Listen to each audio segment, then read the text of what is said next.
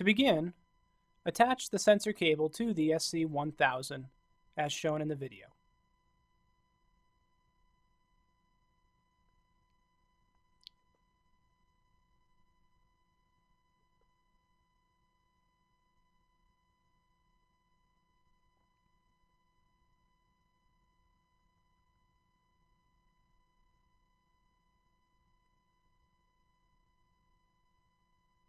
Next, scan for devices as you would for any sensor on the SC1000 network by going into the System Setup,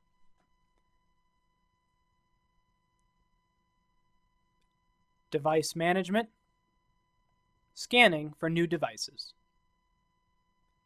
and wait for the sensor list to be populated. To properly program the Sonatax, several settings need to be adjusted. To begin, let's go to Sensor Setup and configure some of these individual parameters. Go to the Configure menu, and we'll begin with Set Parameter. This is where we can choose either sludge height or sludge level. Sludge height is the distance from the bottom of the tank to the top of the blanket, where sludge level is the distance from the top of the blanket to the top of the water. Choose one of these parameters and press check. Next, change the measurement units. The cleaning interval is how often the wiper will wipe the face of the sensor. This is dependent upon the application. Lastly, adjust the response time. In most applications, 60-second response time is the minimum that we would desire. Next, let's go and calibrate the sensor. Several options in the calibration menu. Some are self-populating. Here we need to begin by adjusting the plunger depth. This is the distance from the top of the water to the bottom face of the sensor. As you see, it's been adjusted to 0.5 feet. Next, we'll go into Reflex List. This is the measurement we discussed earlier, where it takes several measurements and tells us where the bottom of the tank is. In this case, the 100% echo is 11.33 feet. That includes the half of the foot for the plunger depth as well. Now we go into the tank depth and adjust this to 11.33 in this example. Everything else can be left at the default value.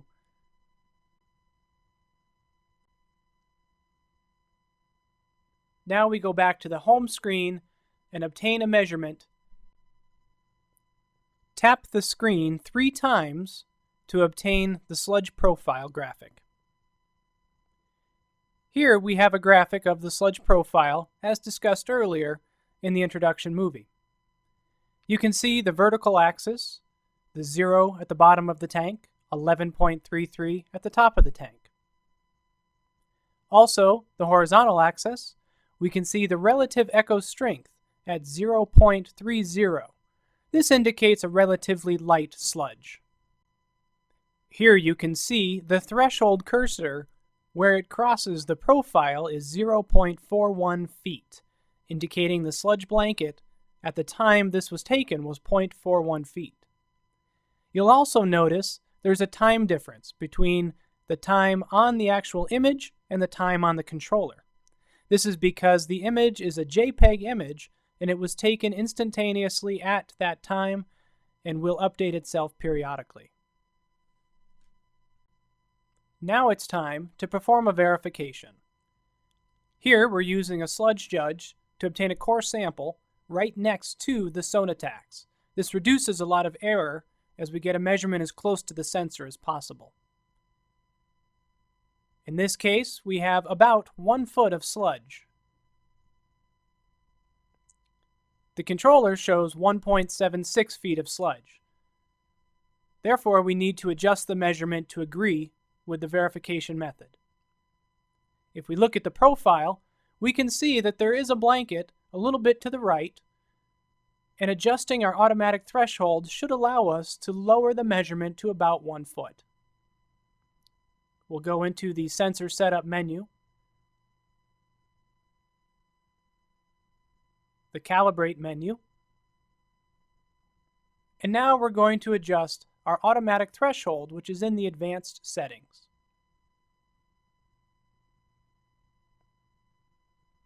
Currently, the automatic threshold is set to 0.75. Since I want the measurement lower, I'm going to adjust to 0.9. That will move the threshold cursor to the right, allowing us to measure a lower blanket in the tank. As the measurement updates on the profile, we see that indeed the measurement drops to about 1 foot, which agrees within specification with the verification method.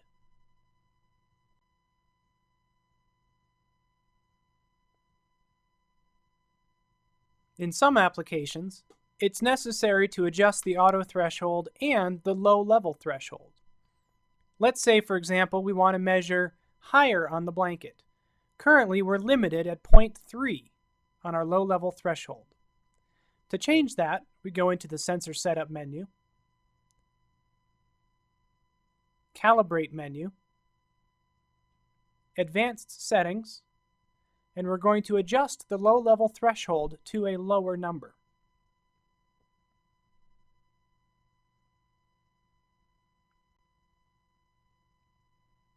In this example, we'll lower the figure to 0.1.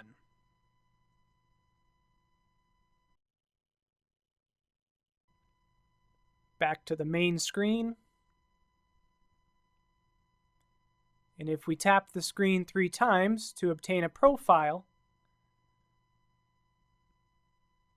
we will now see the threshold cursor was able to move left, allowing us a taller measurement on the blanket profile and also a lower relative echo strength.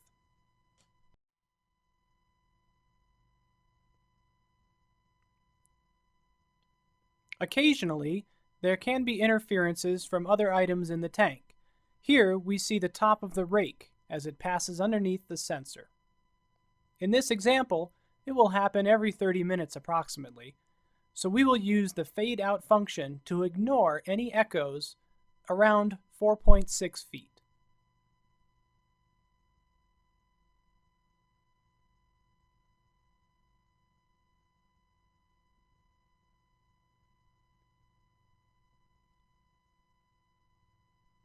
The fade out feature is found in the calibration menu under advanced settings.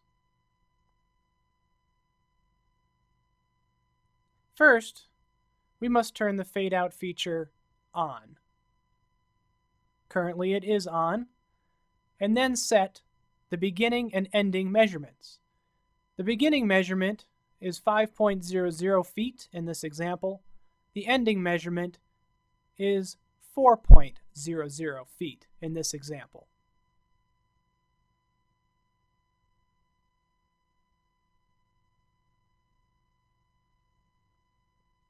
After these numbers have been entered, we can go back to the main screen, obtain our profile, and now we see a blank section on the profile between 4 and 5 feet where the rake mechanism is located, but those echoes are now not interfering with the sludge blanket measurement.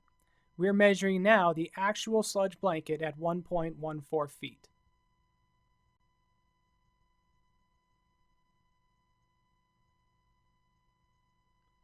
Programming the SC200 is similar to programming the SC1000 on the Sonatacs, except we don't have the benefit of the graphical display. The same settings must be configured. And to begin, we'll go into the main menu and adjust some of these configurations. Begin by pressing Menu, Sensor Setup, Configure, and like the 1000 here, we can change the name, but we need to set parameter and some other options. Here's the choice between sludge height and sludge level.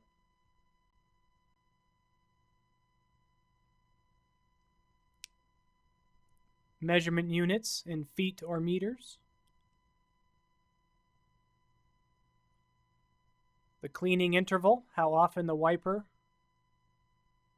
15 minutes is sufficient for most applications. This is user adjustable based on the application.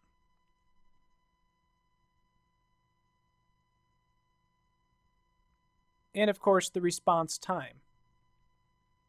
60 seconds is appropriate for most applications.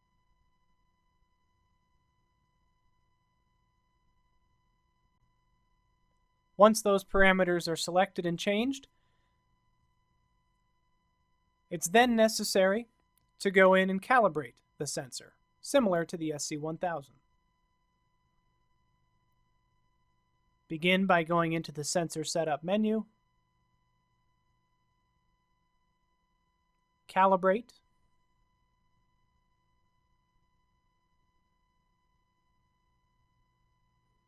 and this is where we enter our plunger depth, perform reflex list, and enter our tank depth.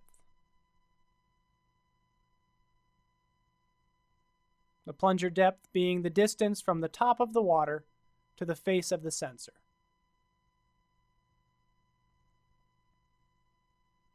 Once that value is entered correctly, we can perform a reflex list, which will tell us the tank depth.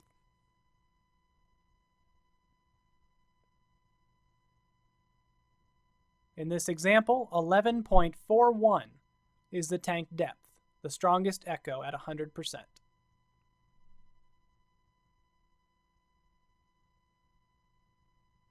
We then enter that value into the tank depth menu.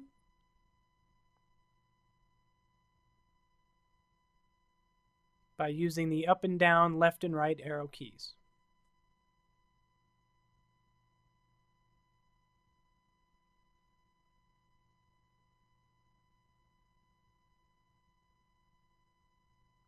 Once fully configured and calibrated, we can then perform verifications like we did previously on the 1000.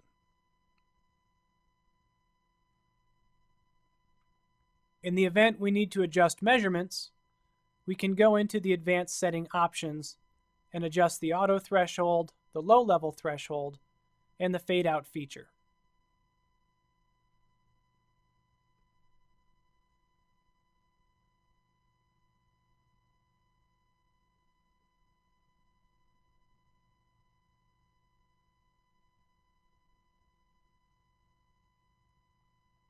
Just like with the 1000, we can adjust the auto threshold feature based on our verification method and how accurate the Sonatacs compared to the verification method.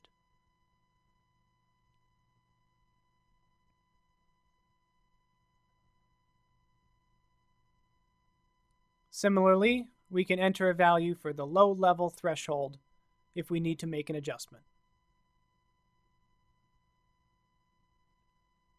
Fade out is turned on or off in that menu, and our beginning and ending numbers as previously noted in the SC1000.